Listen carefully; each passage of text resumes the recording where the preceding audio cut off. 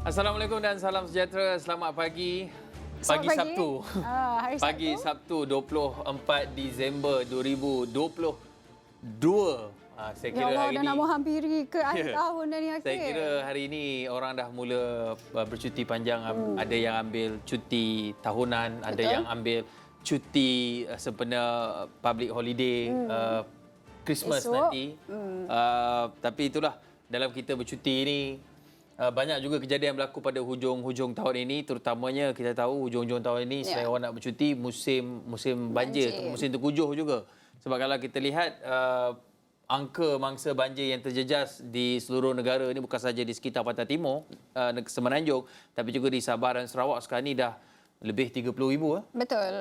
Jumlah keseluruhan ketika ini sudah lebih 70,000 mangsa yang dipindahkan di PPS. Kalau kita boleh bawakan, ini perkongsian terbaru yang dikongsikan oleh Agensi Pengurusan Bencana Negara NADMA. Kalau kita lihat kepada keseluruhan jumlahnya ketika ini, data setakat jam 4 pagi tadi yang dikemas kini, jumlah keseluruhan mangsa ketika ini adalah 36,906 mangsa yang ditempatkan di PPS, melibatkan 11,077 keluarga. Okey, walaupun angka ini dilihat semakin menurun sejak beberapa hari lepas, kalau kita lihat 2 hari lepas misalnya lebih daripada 70,000 mangsa yang dipindahkan di PPS, tapi keadaan banjir di Kelantan dan juga Terengganu masih lagi pada tahap merah. Indikatornya adalah melebihi 1,000 mangsa. Kalau kita lihat di Terengganu, ketika ini dah turun sedikit berbanding 40,000 awal minggu lepas.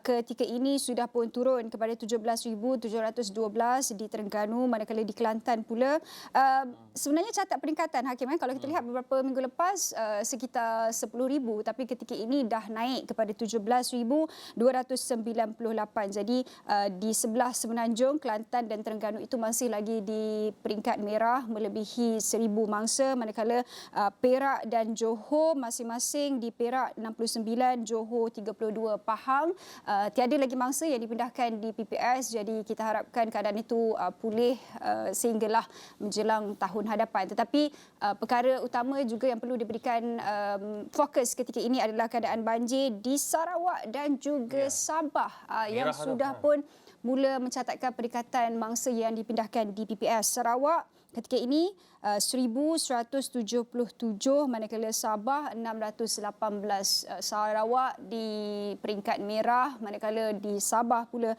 di peringkat jingga ketika ini, dengan keadaan cuaca yang difahamkan akan berlakunya hujan berterusan untuk beberapa hari lagi, Hakim. Ya, dan kalau kita lihat juga yang merah tu sebenarnya negeri-negeri yang dalam keadaan agak bahaya sebenarnya. Betul. Dengan jumlah mangsa yang semakin meningkat di Terengganu, Kelantan dan Sarawak. Kuning tu dah semakin menurun.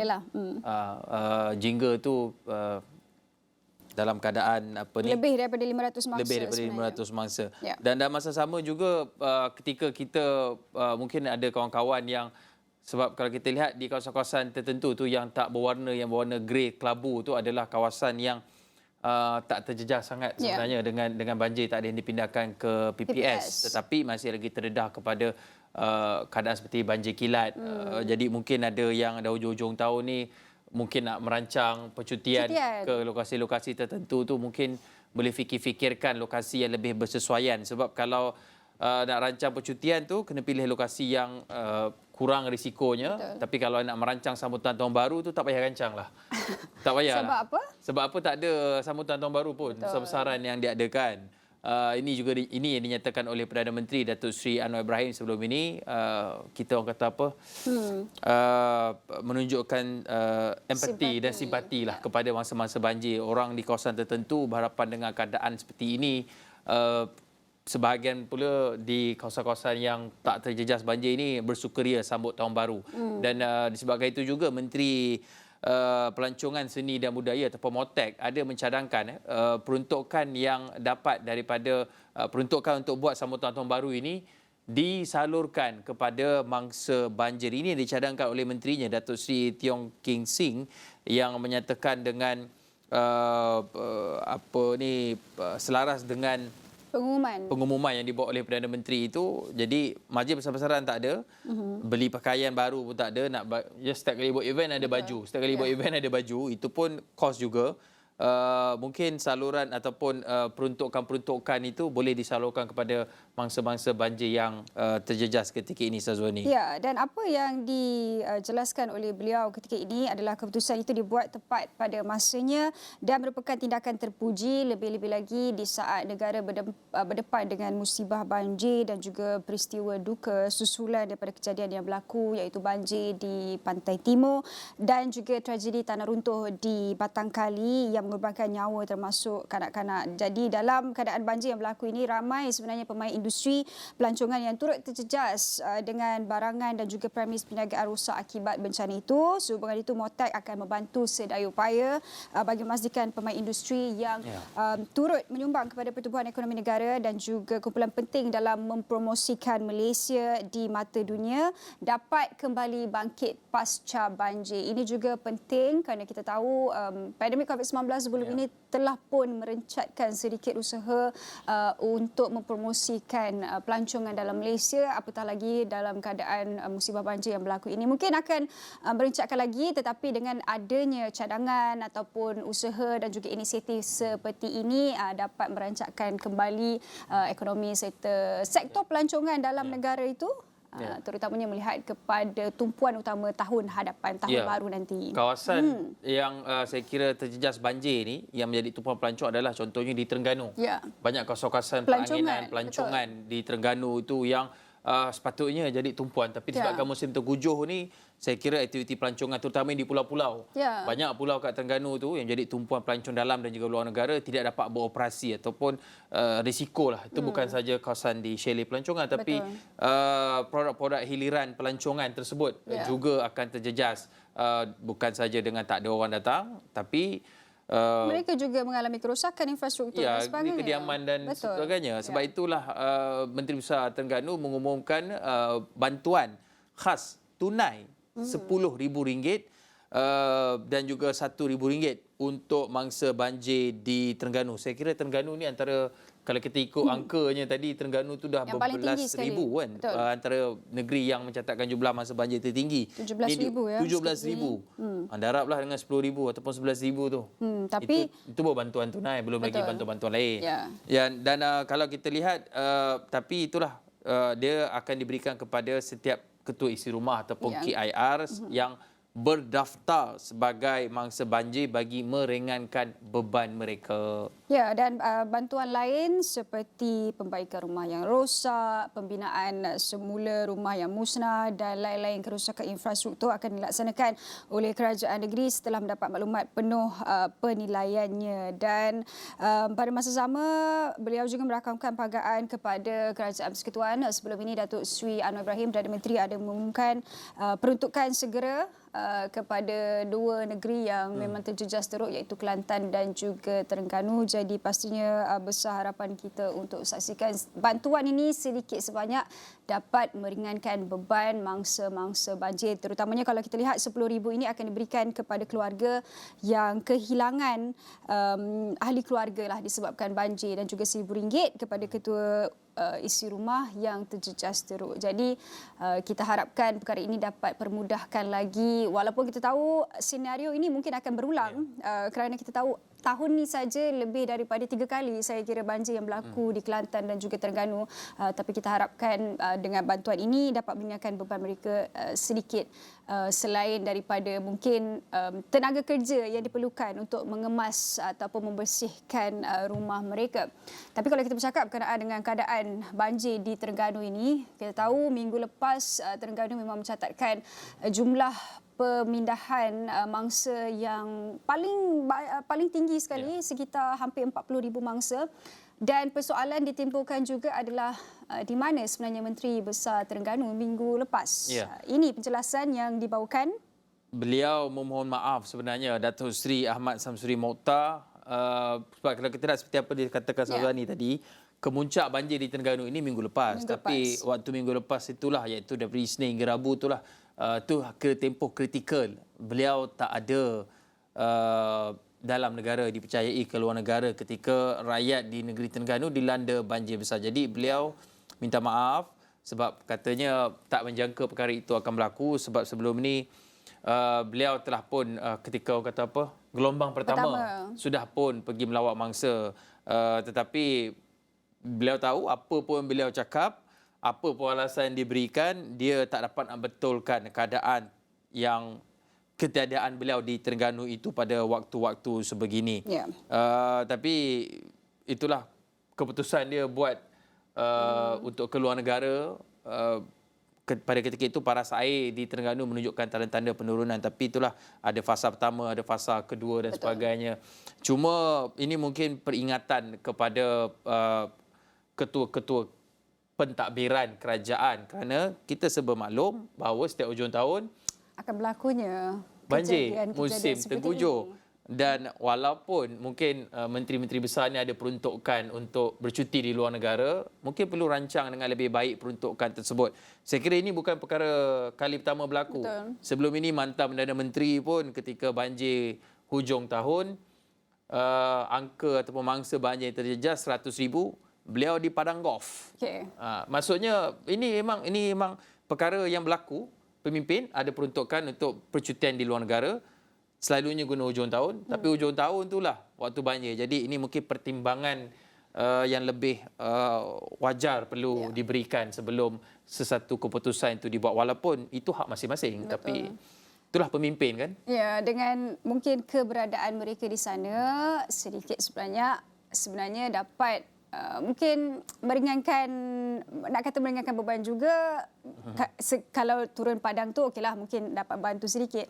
Tapi dengan adanya pemimpin pada ketika itu di mana rakyat susah, mungkin sedikit sebanyak melegakanlah hati rakyat juga kerana sama-sama tempuh keadaan sukar itu. Betul, dan dia juga membantu adanya ketua, dia membantu memudahkan usaha untuk koordinasi operasi penyelarasan bantuan dan sebagainya sebab perlu ada arahan eksekutif, arahan eksekutif daripada pemimpin. Betul. Untuk memberikan arahan untuk mengkoordinasi dan sebagainya, macam ketua-ketua jabatan dan sebagainya. Mereka ini ada SOP mereka sendiri, tetapi kadang-kala ia perlu ketua lah, leader untuk memberikan arahan eksekutif itu. Sebab ini juga yang berlaku. Sebab kalau kita lihat dalam kes hebahan banjir ini, berapa banyak yang kita dengar. Kita ada JKM, angkup masa banjir. Betul. Kita ada NADMA, kemudian kita ada JPS, Jabatan Pengairan dan Saliran, memaklumkan keadaan aliran sungai dan sebagainya. Malaysia juga keluar ramalan banjir. Jadi dia banyak sebenarnya. Banyak saluran dan mungkin akan mengelirukan orang ramai di mana agaknya saluran utama yang boleh dapat semua maklumat-maklumat ini. Jadi ini yang diperjelaskan oleh Ketua Pengarah Jabatan Pengairan dan Saliran, yang mana hebahan banjir akan disalurkan kepada NADMA untuk koordinasi operasi bagi melakukan operasi koordinasi di bencana di peringkat negeri dan juga daerah. Dan apa yang diperjelaskan oleh Datuk Dr. Mat Nasir yang merupakan Ketua Pengarah JPS, bagi monsun timur laut yang sudah pun bermula sejak 7 November lepas, Pusat Ramalan dan Amaran Banjir Negara menggunakan model ramalan banjir, program ramalan dan amaran banjir serta mengeluarkan 32 buletin amaran banjir 2 hari lebih awal kepada penduduk di negeri-negeri yang terlibat. Ada 4 komponen yang digunakan sebenarnya, iaitu pengesanan, teknologi maklumat dan juga komunikasi, ramalan dan hebahan banjir serta senarai kawasan panas ataupun hotspot banjir mengikut negeri bagi tahun 2022 yang melibatkan lebih 5,000 kawasan di seluruh negara. Jadi tujuan hebahan lagi adalah untuk memastikan orang awam itu dapat info-info yang perlu mereka tahu. Kemudian hebahan amaran banjir yang turut dipaparkan di portal public info banjir dan juga media sosial rasmi beberapa agensi yang terlibat. Kerana apa juga Hakim? Sebab kita di media juga memerlukan satu saluran yang ada semua, dan ketika ini berdasarkan pemantauan kami pihak media menerusi saluran oleh NADMA ini, kita dapat semua info dalam satu pusat. Maksudnya Map Malaysia juga juga mereka bawakan kemas kininya di portal NADMA. Kemudian jumlah mangsa banjir yang terjejas juga ada di laman Twitter NADMA misalnya, dan juga amaran sekiranya kenaikan air sungai yang berlaku juga akan disalurkan menerusi NADMA. Jadi sedikit sebanyak orang awam kalau nak tahu di mana anda nak dapatkan info hebahan banjir ini, anda boleh terus saja ke portal NADMA untuk dapatkan perkembangan terkini. Ya, bersepadu ataupun selaras, itulah betul. kata kuncinya. Sesuai dengan namanya Agensi Pengurusan Bencana Negara. Okey, apabila kita bercakap mengenai bencana ini, nak tak nak kita juga perlu melihat kepada bantuan-bantuan diperlukan. Kita tahu tempoh yang lepas bantuan ataupun subsidi kerajaan kepada masyarakat ini angkanya cecah puluhan bilion ringgit. Tapi ia perlu diperbaiki, diperkemas lagi kerana ada subsidi yang tidak sampai kepada saluran yang disasarkan. Contohnya berkenaan dengan subsidi minyak. Kalau pendapatannya maksudnya kategori individu itu T20, adakah ataupun T10 ataupun T5, adakah mereka memerlukan subsidi minyak ataupun petrol. Ini yang perlu dilihat oleh pihak kerajaan, kata Menteri Ekonomi Rafizi Ramli, di mana kerajaan perlu membangunkan segera satu mekanisme untuk mengkategorikan kumpulan atau individu yang akan menikmati subsidi bersasar. Katanya Malaysia tidak ada pilihan dari segi ruang fiskal, tetapi pilihan yang ada adalah pelaksanaan subsidi bersasar. Dan subsidi bersasar ni bila dibuat nanti akan ambil kira kesannya kepada rakyat, walaupun kemungkinan besar akan berlaku kenaikan inflasi. Jadi nak pastikan mekanisme dan juga indeks yang dibangun itu adalah sesuatu yang adil, supaya tidak ada yang tercicir. Ia perlu dilaksanakan dengan teliti, cepat, dan katanya dalam sidang media tu dia kata kita tak boleh nak sembang subsidi bersasar ini dalam 2 atau 3 tahun lagi. Inflasi ataupun tidak, subsidi bersasar itu perlu dibuat dengan segera. Jadi ini memerlukan kerjasama semua pihak lah, Menteri Ekonomi ke, Menteri segala berkaitan dengan subsidi ini perlu bersama-sama untuk menggariskan ataupun mencari option pilihan yang ada. Penganalisis ekonomi ada cadangkan voucher, ada yang juga mencadangkan dari sudut sosial penggunaan kad pengenalan. Jadi ada data, kita semua ada kad pengenalan. Kalau kita berdaftar bekerja, kita ada LHDN. LHDN yang kita buat tu e-filing, kita dapat tolak gaji. Tapi mungkin perlu diperkemaskan lagi lah kaedahnya. Dan untuk memastikan mereka yang sepatutnya terima dapat menerima subsidi tersebut. Tapi kalau kita bercakap berkenaan dengan kerjasama semua pihak untuk memastikan kos sara hidup ini dapat ditangani, pastinya ia menuntut orang ramai untuk memilih tawaran harga yang mana kena mungkin dengan keadaan semasa ataupun keadaan pendapatan individu ataupun isi rumah itu. Kerana menurut Rafizi Ramli yang juga Menteri Ekonomi, beliau menyarankan supaya pengguna ataupun pembeli ini perlu ada kesedaran apa? Kesedaran untuk jauhi peniaga yang tawar harga mahal. Beliau menyatakan bahawa para peniaga yang dirasakan mengenakan harga yang terlalu tinggi berbanding harga purata peniaga-peniaga lain sebenarnya perlu dijauhi. Sebab keadaan tersebut dipercayai akan menekan peniaga terbabit untuk menurunkan harga apa yang dijual oleh peniaga-peniaga ini, dan gerakan memberi kesedaran kepada rakyat juga wajar dilaksanakan agar bertindak balas kepada kenaikan harga makanan dan juga minuman bukan alkohol untuk memastikan hubung kait permintaan dan juga bekalan lebih anjal. Ia bukanlah boikot, tetapi anda tidak perlu beli kerana kita ada banyak lagi pilihan dengan tawaran harga yang lebih rendah. Tapi kalau kita bercakap berkenaan dengan pemilihan, jauhi peniaga yang tawar harga mahal itu, sebenarnya kadang-kadang mungkin kita tak ada pilihan untuk nak pilih. Mungkin berdasarkan keadaan di satu tempat itu. Kalau kita nak dapatkan harga yang lebih murah, mungkin peniaga itu berada lebih jauh daripada kediaman mereka dan sebagainya. Tetapi jadi inilah dia. Dilema lah. Betul, dilema. Tapi berbalik kepada fokus utamanya adalah pengguna itu perlu ada kesedaran. Kesedaran. Kalau dah tahu mahal, tak payah beli. Tak beli. Betul. Tapi kalau nak pergi tempat lain pun jauh. Macam mana? Itu mungkin ada buat pertimbangan kos dia lah. Tapi apa pun kalau kita lihat memang mungkin berlaku sedikit kenaikan. Tapi kalau ikut data-data sedia ada, kalau kita lihat kadar inflasi sebenarnya, inflasi dalam negara kita sebenarnya Syazwani pada ketika ini kekal 4%. Itu keseluruhannya lah. Tapi kalau kita lihat kadar inflasi setiap item barangan itu, yang naik harga apa sekarang ni? Barang makanan sebenarnya. Dan barang-barangan lain lah. Jadi kita saksikan ini adalah angka ataupun kadar inflasi pada bulan November ini.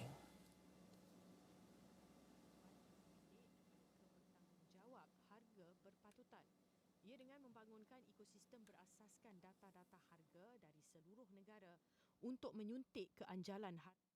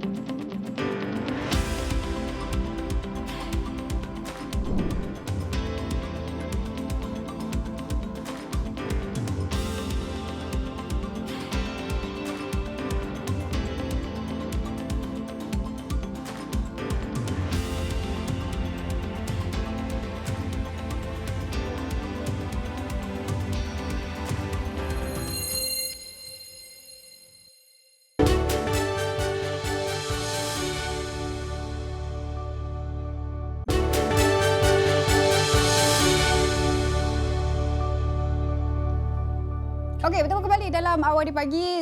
Blok pertama tadi kita dah bincangkan berkenaan banjir, berkenaan dengan kos sehari hidup, inflasi dan sebagainya. Tapi untuk blok kedua ini kita nak kongsikan sikitlah apa yang cerita-cerita viral yang berlaku sejak beberapa hari lepas. Ini salah satunya yang mana lelaki dipercayai memakai telekong curi barang jemaah wanita telah pun ditahan. Saya lihat apa yang dilaporkan ini seperti yang dikatakan oleh Ketua Polis Daerah Shah Alam, Assistant Commissioner Muhammad Iqbal Ibrahim. Apa yang dilaporkan, lelaki ni umurnya 20-an, ditahan di kawasan Seksyen 18 Shah Alam. Keluar pakai telekong. Tapi itulah apabila video ini itulah dia mengundang pelbagai reaksi. Ada yang kata licik, ada yang kata macam pointless pakai telekong ni sebab ada CCTV ataupun mungkin dia tak perasan. Tapi apapun individu ini orang kata apa, serial lah, bersiri sebab dia ada dalam dua kejadian sebenarnya ni. Satu dekat Masjid Al-Azhariyah dan satu lagi Masjid Al-Hidayah, ni dekat Shah Alam pukul 3 petang, lebih kurang pukul 3 waktu asar, dan juga lepas isyak lah pukul 10 malam. Tapi itulah, kita macam agak lucu juga sebenarnya.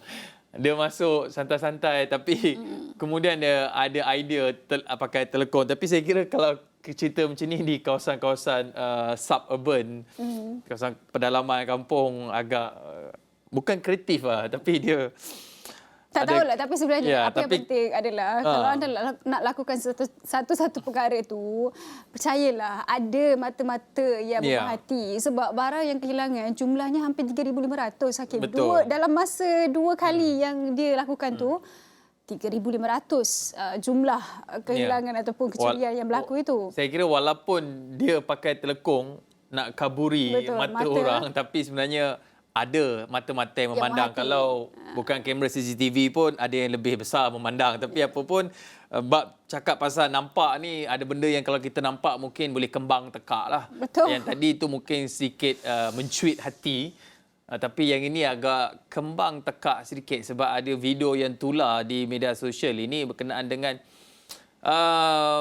tikus yang sedang menikmati ayam goreng. Tikus makan ayam tak salah. Betul. Tapi dia makan ayam dalam tempat di restoran. Terutamanya dalam kawasan yang terbuka seperti itu. Walaupun kita tidak tahu lagi di mana sebenarnya kejadian itu berlaku.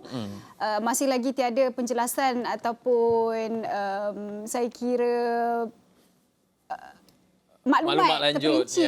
Jadi itu yang diminta oleh KKM ketika ini, sekiranya mereka yang ada maklumat berkenaan dengan perkara ini atau mungkin kejadian seumpama ini yang berlaku di restoran-restoran lain, diminta bukanlah untuk tularkan video semata-mata tetapi berilah maklumat terperinci agar siasatan dapat dijalankan. Okey, itu ceritanya. Kita tinggalkanlah cerita itu sebab meloyakan pagi ni walaupun kita belum breakfast lagi. Ya. Okey, seterusnya Berita Harian Paparan Muka Harapan membawakan tajuk mengenai denda RM10,000 ataupun penjara berkaitan dengan Akta Pengangkutan Jalan JPJ. Ini nak dipinda nanti, dia nak naikkan denda daripada RM300 kepada RM10,000. Ataupun penjara, termasuklah kesalahan macam ubah suai exhaust, baiki modify engine dan sebagainya. Jadi dia mungkin mengurangkan orang kata gejala mak rempit. Kemudian di New Straits Times pula bercakap mengenai apa visi yang dicadangkan ataupun dilihat oleh Perdana Menteri Datuk Seri Anwar Ibrahim. Think of people, not skyscrapers. Ya, itu yang dibawakan oleh New Straits Times. The Star pula, ini dia. It's the holidays. Kalau kita lihat semalam juga sudah mula jalan-jalan raya utama dah mula sesak. Dah ada peningkatan jumlah kenderaan. Jadi kalau anda nak pergi melancong, berhati-hati di jalan raya dan juga ikut jadual yang telah pun dikeluarkan oleh lebuh raya utamalah. Dan juga Sinar Harian, dilema telur ayam import membawakan paparan eksklusifnya. Itu antara paparan muka hadapan akhbar-akhbar di Malaysia. Tapi kalau bercakap pasal bercuti hujung tahun ni, banyak sebenarnya lokasi-lokasi menarik. Saya tak tahulah, saya jarang berjalan. Tapi saya rasa peluang tu ada pada Syazwani lah. Kerja berjalan je. Betul, tak adalah kerja berjalan je. Hari tu saya pergi kerja. Maksudnya kerja tu kena berjalan. Betul.